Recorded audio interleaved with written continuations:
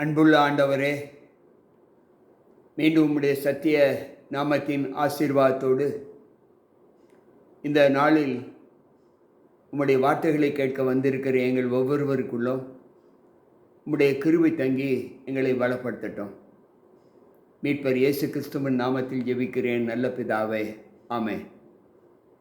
அன்பானவர்களே, மீண்டும் கர்த்தருடைய வார்த்தைகளோடு இந்த செவ்வாய்க்கிழமையின் காலையின் ஆசீர்வாதத்தை பெற்றுக்கொள்ள வந்திருக்கிற உங்கள் அனைவருக்கும் ஆண்டவர் இயேசு கிறிஸ்துவின் நாமத்தின் இந்த நாளின் காலையின் வாழ்த்துக்களை தெரிவித்துக் கொள்கிறேன். கர்த்தர் நம்மோடு இருப்பாராக.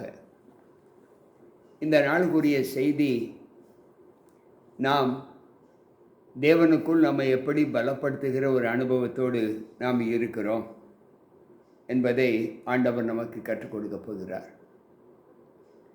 வேதம் இப்படி சொல்லுகிறது, விசுவாசத்தினால் நீதிமான் பிழைப்பான் என்று ரோமர் 1 அதிகாரம் 17 வசனம் சொல்லுகிறது.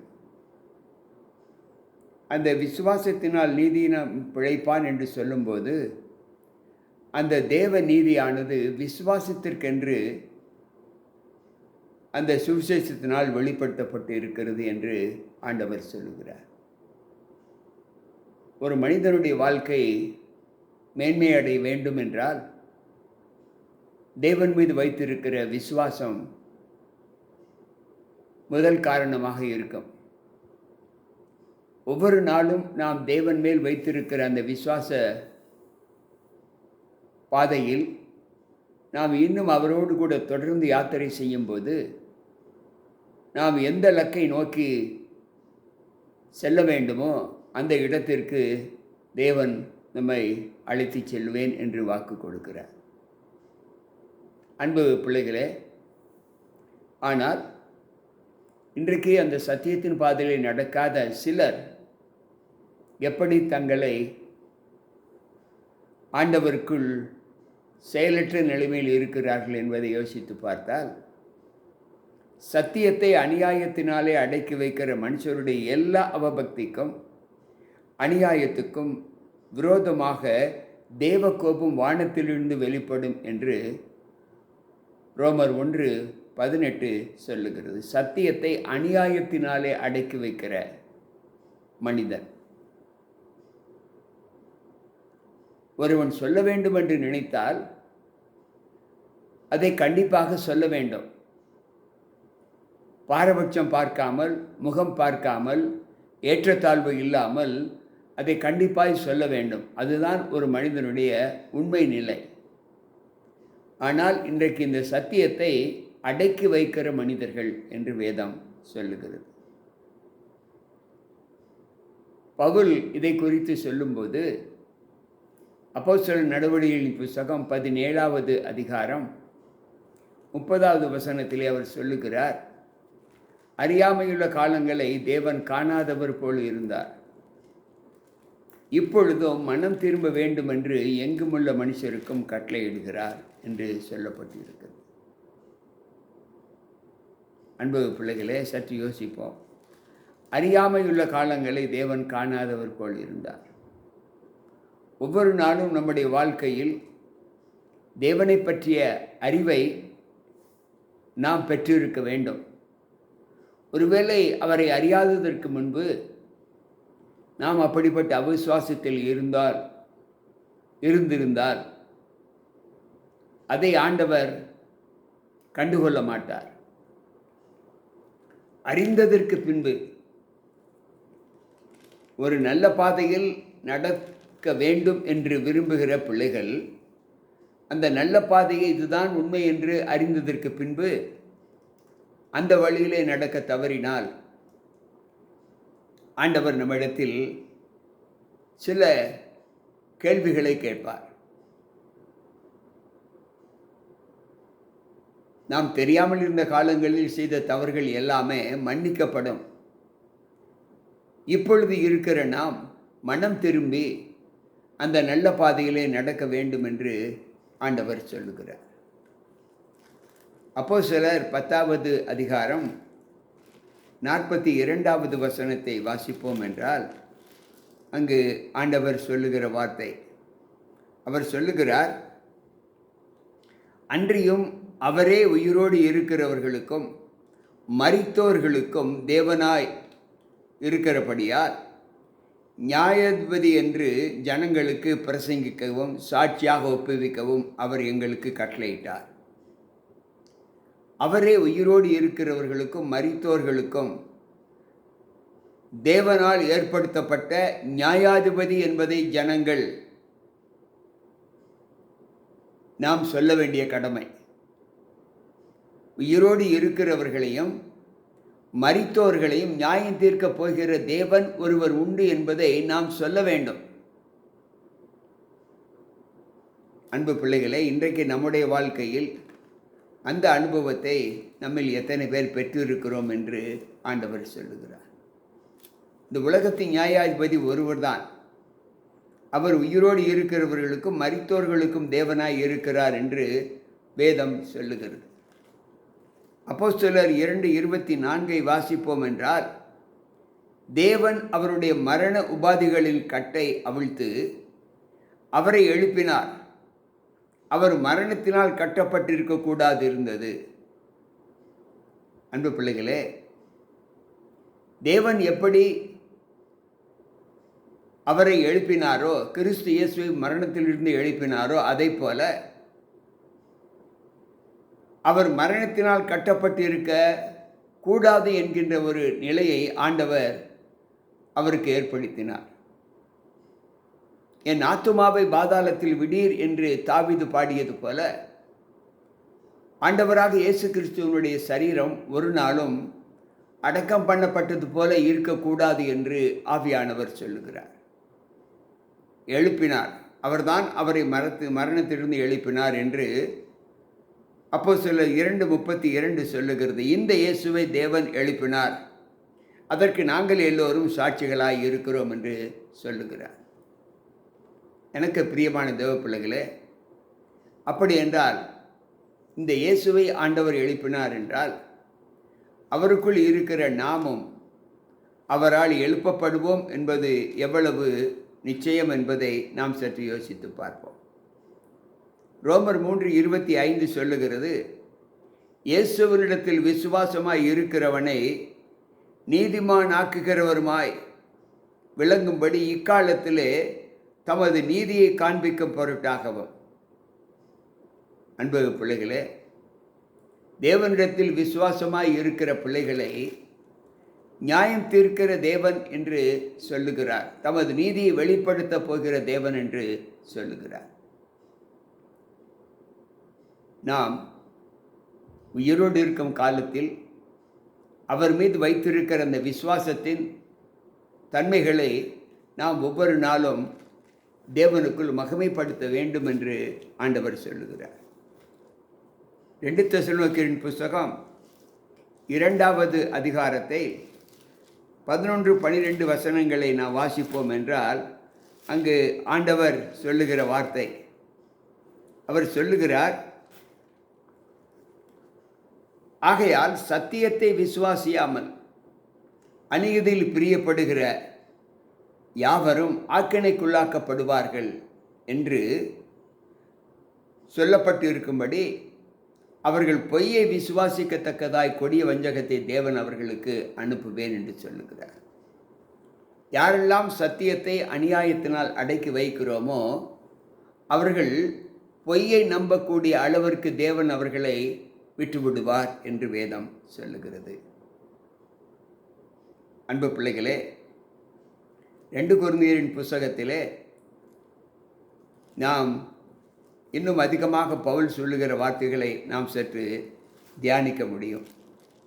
2 கொரிந்தியர் 2வது அதிகாரம் 15வது வசனத்திலே அங்கு பவுல் சொல்லுகிற வார்த்தை என்னவென்றால், தேவனோடு இசைந்திருக்கிற நமக்கு ஆண்டவர் கொடுக்கிற தீர்ப்பு என்ன? அவர் சொல்லுகிறார், ரட்சிக்கப்படுகிறவர்களுக்குள்ளேயும் கெட்டு போகிறவர்களுக்குள்ளேயும் நாங்கள் தேவனுக்கு கிறிஸ்துவின் நற்கந்தமாய் இருக்கிறோம். அவர் சொல்லுகிற வார்த்தை, கெட்டு போகிறவர்களுக்குள்ளேயும் ரட்சிக்கப்படுகிறவர்களுக்குள்ளேயும் நாங்கள் கிறிஸ்து தேவனுக்கு நற்கந்தமாய் இருக்கிறோம் என்று சொல்லுகிறார். அன்பு பிள்ளைகளே, சற்று யோசிப்போம். இன்றைக்கு தேவனுடைய வார்த்தைகள், அவர் மீது வைத்திருக்கிற விசுவாசத்தின் தன்மைகள் நம்மை எப்படி பலப்படுத்துகிறது? 1 கொரிந்தியர் 16:22 சொல்லுகிறது, ஒருவன் கர்த்தராய் இருக்கிற இயேசு கிறிஸ்துவினிடத்தில் அன்பு கூறாமல் போனால் அவன் சபிக்கப்பட்டவனாய் இருப்பான் என்று ஆண்டவர் சொல்லுகிறார்.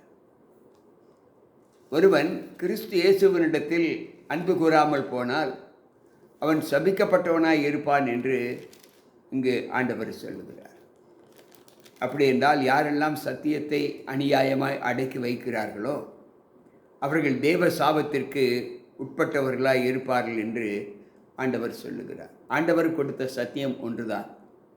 ஆனால் இன்றைக்கு கிறிஸ்தவ மக்கள் மத்தியிலே எத்தனை போதனைகளை நாம் கேட்டுக்கொண்டிருக்கிறோம். கலாத்தியர் 1:8 பவுல் சொல்லுகிறார், நாங்கள் உங்களுக்கு பிரசங்கித்த சுவிசேஷத்தை அல்லாமல் நாங்களாவது வானத்திலிருந்து வருகிற ஒரு தூதனாவது வேறொரு சுவிசேஷத்தை உங்களுக்கு பிரசங்கித்தார் அவன் சபிக்கப்பட்டவனாய் இருக்க கடவுள் என்று சொல்லுகிறார். அன்பு பிள்ளைகளே, ஆண்டவர் சொல்லுகிற வார்த்தை வேதாகமத்தில் நம்முடைய காலத்தின் தீர்ப்புகள் எப்படி ஆண்டவரால் கொடுக்கப்படுகிறது என்பதை யோசித்து பார்ப்போம். இங்கு வேதம் சொல்லுவதை படித்தோம். 1 கொரிந்தியர் 16:22 ஒருவன் கர்த்தராக இயேசு கிறிஸ்துவினிடத்தில் அன்பு கூறாமல் போனார் அவன் சபிக்கப்பட்டவனாய் இருக்க கடவுள் என்று சொல்லுகிறார். அன்பு பிள்ளைகளே, அவர் சத்திய வார்த்தைகளை நமக்கு கொடுத்திருக்கின்ற காலங்களில் நாம் தேவனோடு இடைபெற்று கொண்டிருக்கிற அந்த காலத்தின் தொகுப்பு எப்படிப்பட்டதாய் காணப்படுகிறது என்பதை யோசித்து பார்ப்போம். இன்றைக்கு அநேக சத்தியங்கள் பொய்யாய் பிரசங்கித்து வருகிறது என்று வேதம் சொல்லுகிறது. நீங்கள் பலவிதமான அந்நிய போதனைகளால் எழுப்புண்டு தெரியாதிருங்கள் என்று சொல்லுகிறார். 1 எபிரேயர் 13:9. அன்பு பிள்ளைகளே, இன்றைக்கு நம்முடைய வாழ்க்கையில் நாம் ஆண்டவரோடு பிணைக்கப்படுகிற ஒரு அனுபவம் இருக்கும் என்றால் சத்தியம் ஒன்றுதான். அந்த சத்தியத்தை கொடுத்த தேவனும் ஒருவர்தான்.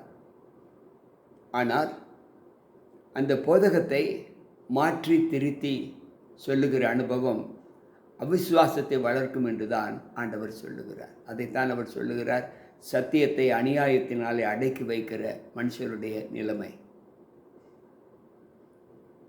அன்பானவர்களே, இந்த உபதேசம் கெட்டுப்போகிறவர்களுக்கு பைத்தியமாய் தோன்றும் என்று 1 கொரிந்தியர் 1:18 பவுல் சொல்லுகிறார்.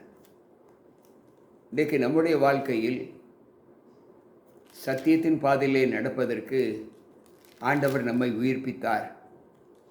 ஆனால் அந்த சத்தியத்தின் பாதை இன்றைக்கு சில மாற்று கருத்துக்களோடு மாற்று பாதையில் செல்வதற்கான போதகங்களை நமக்கு போதிக்கிறது. இங்கு பவுல் 2 கொரிந்தியர் 4:3 சொல்லுகிறார், எங்கள் சுவிசேஷம் மறைபொருளாய் இருந்தால் அது கெட்டுப்போகிறவர்களுக்கே மறைபொருளாய் இருக்கும். அன்பு பிள்ளைகளே, ஆண்டவர் சொல்லுகிற வார்த்தை, இந்த சுவிசேஷம் மறைபொருளாய் இருந்தால் அது கெட்டுப்போகிறவர்களுக்கு தான் மறைபொருளாய் இருக்கும். ரட்சிக்கப்படுகிற நமக்கு அது தேவபலனாய் இருக்கும் என்று ஆண்டவர் சொல்லுகிறார். எத்தனை தப்பறையான போதகங்கள் இன்றைக்கு கிறிஸ்தவ மார்க்கத்திலே வந்துவிட்டது. பேதுரு சொல்லும்போது, ஒருவன் போதித்தால் தேவனுடைய வாக்கியங்களின்படி போதிக்க கடவுள் என்று சொல்லுகிறார்.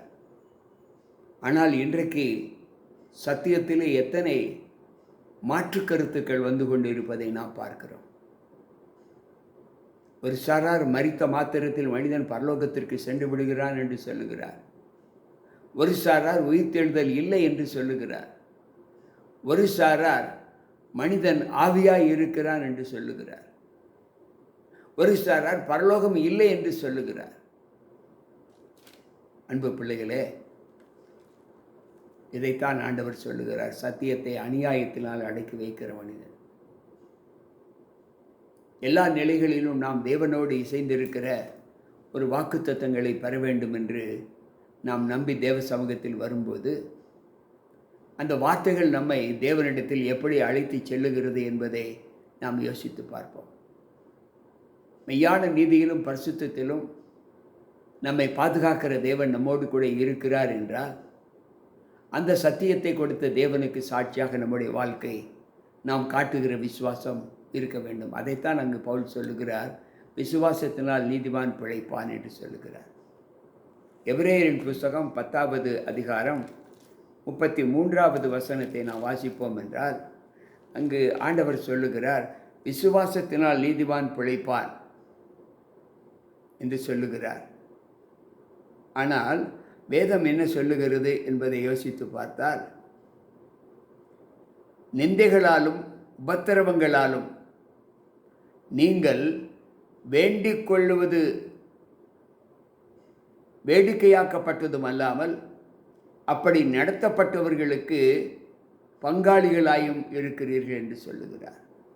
யாரெல்லாம் இந்த சத்தியத்திலே பிரியப்படவில்லையோ, யாரெல்லாம் இந்த சத்தியத்தின் பாதையிலே நடக்கவில்லையோ, அவர்கள் கெட்டுப்போகிறவர்களுக்கு பங்காய் இருக்கிறார்கள் என்று சொல்லப்பட்டிருக்கிறது. எபிரேயர் 10:38 சொல்லுகிறது, விசுவாசத்தினாலே நீதிமான் பிழைப்பான், பின்வாங்கி போவானே ஆகில் என் ஆத்துமா அவன் மேல் பிரியமாய் இராது என்று சொல்லுகிறார். அன்பு பிள்ளைகளே, சற்று யோசிப்போம். நம்முடைய காலங்கள் தேவனுக்குள் எந்த அளவு கொடுக்கப்பட்டு இருக்கிறது என்பதை யோசிப்போம். ஆவியானவர் ஒவ்வொரு நாளும் நம்மை நல்வழிப்படுத்துவதற்குத்தான் இந்த லோகத்தில் நம்மை உருவாக்கினார். எந்த நிலையிலும் நாம் மேலான ராஜ்யத்தை சுதந்திரிக்க வேண்டும் என்றுதான் அவர் விரும்பினார். ஆனால் இன்றைக்கு நம்முடைய வாழ்க்கை எப்படி இருக்கிறது என்பதை யோசித்து பார்ப்போம். அங்கு ஆபகுக்கு 2:4 சொல்லுகிறது, இதோ அகங்காரியாய் இருக்கிறானே, அவனுடைய ஆத்துமா அவனுக்குள் செம்மையானது அல்ல, விசுவாசத்தினாலே நீதிமான் பிழைப்பான் என்று சொல்லப்பட்டு இருக்கிறது. இன்றைக்கு அவிசுவாச குறைவு எல்லா மக்கள் மத்தியிலும் விதைக்கப்பட்டு இருப்பதை நாம் பார்க்கிறோம்.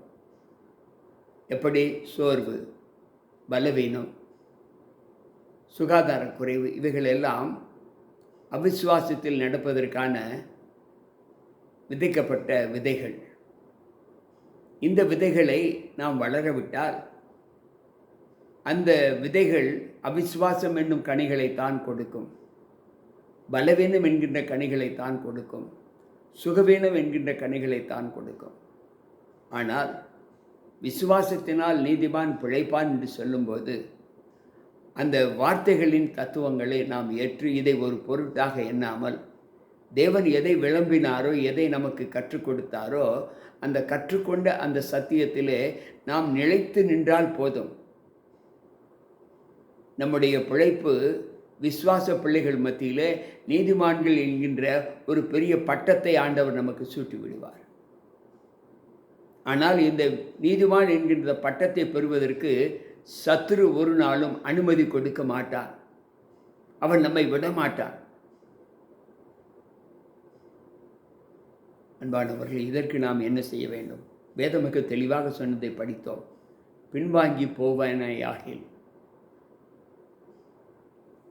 அன்பு பிள்ளைகளே, விசுவாசத்தினால் நீதிமான் பிழைப்பான், பின்வாங்கி போவானாயாகில் என் ஆத்துமா அவன் மீது பிரியமாய் இராது என்கின்ற சொல்லை இன்றைக்கு அநேகர் படிப்பது இல்லை. எல்லோருக்கும் விசுவாசத்தினால் நீதிமான் பிழைப்பான் என்ற சொல்தான் தெரியும். ஏனென்றால் அது ஆசீர்வாதமான ஒரு வார்த்தை. ஆனால் அதற்கு கீழாக பின்வாங்கி போகிறவர்கள் ஆண்டவருக்கு பிரியமாய் இருக்க மாட்டார்கள், அவருடைய அபிஷேகம் அவர்களுக்கு கிடைக்காது என்பதை அநேகர் படிப்பது இல்லை. நீங்கள் கேட்டு பாருங்கள், யாரிடத்தில் அவது விசுவாசத்தினால் நீதிமான் பிழைப்பான் என்று தான் சொல்வார். அதற்கு பின்னால் என்ன வசனம் வருகிறது என்பதை அநேகருக்கு தெரியாது. ஏனென்றால் அந்த வசனங்களை சத்துரு அவர்களுடைய கண்களுக்கு மறைத்து விடுவார். அதை படித்தால் நம்முடைய விசுவாசம் ஆண்டவரை சார்ந்ததா அல்லது சத்துருவை சார்ந்ததா என்பதை நாம் புரிந்து கொண்டு நல்ல பாதையில் நடப்பதற்கு நாம் முயற்சி எடுப்போம். ஆனால் அதை அவன் செய்ய விட மாட்டான். ஒரு இடத்தில் நான் பேசிக்கொண்டு இருக்கும்போது ஒரு வேத பாடம் கொடுத்து கொண்டு இருக்கும்போது அவரிடத்தில் சில குணங்கள் இருப்பதை நான் அவருக்கு வெளிப்படுத்தி காண்பித்தேன். அப்பொழுது அவர், வேதத்தில் நான் விசுவாசி, எனக்கு நன்றாகவே தெரியும், இந்த விசுவாசம் எனக்கு போதும் என்று சொன்னார். சரி, நல்லது, என்ன விசுவாசம் என்று கேட்டேன். நான் விசுவாசிக்கிறேன், என்னை ஆண்டவர் பிழைப்பூட்டுகிறார், விசுவாசத்தினால் நீதிமான் பிழைப்பான் என்று சொல்லப்பட்டு இருக்கிறதே என்று சொன்னார். நான் சொன்னேன், அதை மாத்திரம் அவர் சொல்லவில்லை, அதற்கு பின்னால் ஒரு வார்த்தையும் சொல்லுகிறார். அது என்ன வார்த்தை? இப்படித்தான் இருக்கிறது என்று சொன்னார். அன்பு பிள்ளைகளே, அப்படி இருப்பது 2 இடங்களில் சொல்லப்பட்டு இருக்கிறது. ஆபோவுக்கு 2 நாளிலே சொல்லப்பட்டு இருக்கிறது. எபிரேயர் 10:32-38 சொல்லப்பட்டு இருக்குது. ஆனால் அதற்கு கீழாக ஒரு வசனம் இருக்கிறதே, அதை இங்கு எப்பொழுது நீ படித்திருக்கிறீர்களா என்று கேட்டு, இல்லவே இல்லை என்று சொன்னார். அவருக்கு அந்த வசனத்தை சொன்னேன். இப்படி ஒரு வசனம் இருப்பதை நான் இன்றைக்கு தான் கேட்கிறேன் என்று சொல்லுகிறார். ஏன் இதை சொல்லுகிறேன் என்றால், மேலோட்டமான அந்த வெள்ளாடு நுனிப்புல் மேயும், தெரியுமா? வெள்ளாட்டினுடைய புத்தியே நுனிப்புல், மேலாக இருக்கக்கூடிய புல்லை அப்படியே கடித்து கடித்து கடித்து கடித்து சென்றுவிடும். அதே போல் இன்றைக்கு கிறிஸ்தவ மக்கள் மத்தியிலேயும் மேலான காரியங்களை மாத்திரம் பார்க்க, ஆசீர்வாதமான வார்த்தைகளை மட்டும் நம்முடைய வாழ்க்கையில் இருக்க வேண்டும் என்று நினைக்கிற கிறிஸ்தவர்களும் உண்டு. இல்லை எனக்கு அன்பான தேவ பிள்ளைகளே, அது ஒரு நாளும் அவர்களுக்கு விசுவாச பாதையில் நடத்தாது. அந்த வார்த்தைகளை படிப்பதனால் நமக்கு ஒரு ஆசீர்வாதம் இருக்கும் என்று நம்புகிறோம். ஆனால் படிப்பதனால் ஆசீர்வாதம் வருவது இல்லை. அதை ஏற்று நடப்பதினால் ஆண்டவர் ஆசீர்வாதத்தை கொடுப்பாரே தவிர, படிப்பதினால் யாரும் பரலோகம் செல்ல முடியாது என்பதை வேதம் திட்டமாக சொல்லுகிறது. நீங்கள் திருவசனத்தை கேட்கிறவர்களாய் மாத்திரமல்ல, அதன்படி செய்கிறவர்களாயும் இருங்கள் என்றுதான் ஆண்டவர் சொல்லுகிறார். யாக்கோபின் புத்தகம் 1 அதிகாரம் 22 வசனத்தில், தேவனுடைய திருச்சட்டங்களை கேட்கிறவன் பரிசுத்தவான் அல்ல, தேவனுடைய திருச்சட்டங்களை கேட்டு அதன்படி செய்கிறவன் தான் பரிசுத்தவான் என்று பவுல் சொல்லுகிறார். இன்றைக்கு நம்முடைய வாழ்க்கையில் விசுவாசத்தினால் நீதிமான் பிழைப்பான் என்று சொன்னாரே, அந்த விசுவாசம் தேவனை சார்ந்து இருக்கிறதா? அவருடைய சொல்லடக்கத்தில் நாம் கட்டுப்பட்டு இருக்கிறோமா? அவருடைய போதனைகள் நம்முடைய நெஞ்சை ஆட்கொண்டு இருக்கிறதா என்பதை யோசித்து, அப்படி இல்லை என்றால் ஒரு நாளும் சத்தியத்தின் பாதையிலிருந்து நாம் வழிவிலகாதபடி நம்மை அழைத்து செல்கிற, நமக்கு ஒரு புது வாழ்வு கொடுக்கக்கூடிய தேவன் நமக்கு முன் சென்று நாம் நடக்க வேண்டிய பாதையை அவர் காட்டிக்கொண்டு போகிறார். அவருடைய அடிச்சுவடுகளை பின்பற்றி நடக்கும்போது அவர் செல்லுகிற இடம் எவ்வளவு பரிசுத்தமானது என்பதை நாம் உணர முடியும். ஒருவேளை அதை அறியாத காலங்களில் அப்படி இருந்தால் அதை தேவன் கண்டுகொள்ள மாட்டார். அதைத்தான் நாம் அப்போஸ்தலர் 17:30 படித்தோம். கேட்டுக்கொண்டிருக்கிற அன்பான தேவ பிள்ளைகளே, சத்தியம் நமக்கு கிடைத்து விட்டது. இந்த சத்தியத்தின் பாதையில் நடப்பதற்கான ஒரு பலத்தை நாம் கையாள வேண்டும். அதன்படி நடந்து தேவன் நமக்கென்று ஏற்படுத்தி இருக்கிற அந்த வீட்டிலே நாம் வாசம் பண்ண வேண்டாமா? அப்படி வாசம் பண்ண வேண்டும் என்று விரும்பினால் சத்தியத்தை அறியுங்கள், சத்தியம் உங்களை விடுதலையாக்கும் என்று சொன்ன அந்த வாக்குக்கு சாட்சியாக நம்முடைய வாழ்க்கையை தேவனுக்குள் ஒப்புக் கொடுப்போமா? அன்பு ஆண்டவரே, உம்முடைய வார்த்தைகளை கேட்டுக்கொண்டிருக்கிற எங்களோடு உம்முடைய கிருபை இருந்து இந்த நாளின் தேவ சப்தத்தை நாங்கள் கேட்டோம். சத்தியத்தை அநியாயத்தினால் அடக்கி வைக்கிற பிள்ளைகளாக நாங்கள் இல்லாதபடி விசுவாசத்தினால் நீதிமான் பிழைப்பான் என்ற வார்த்தைக்கு சாட்சியாக எங்கள் வாழ்க்கையை அர்ப்பணிக்க கேட்டுக்கொண்டிருக்கிற ஒவ்வொரு பிள்ளைகளுடைய இருதயத்தை மாற்றும், நல்வழிப்படுத்தும். மீட்பர் இயேசு கிறிஸ்துவின் நாமத்தில் ஜெபிக்கிறேன் நல்ல பிதாவே, ஆமென். அன்பு பிள்ளைகளே, கேட்ட வார்த்தைகளின்படி நாம் தேவனுக்குள் நல்ல விசுவாசம் பெற்ற பிள்ளைகளாக இருப்போம். கர்த்தர் நம்மோடு இருப்பாராக. மீண்டும் நாளை சந்திப்போம். உங்கள் போதகர் ஜி.கே. ராபர்ட்.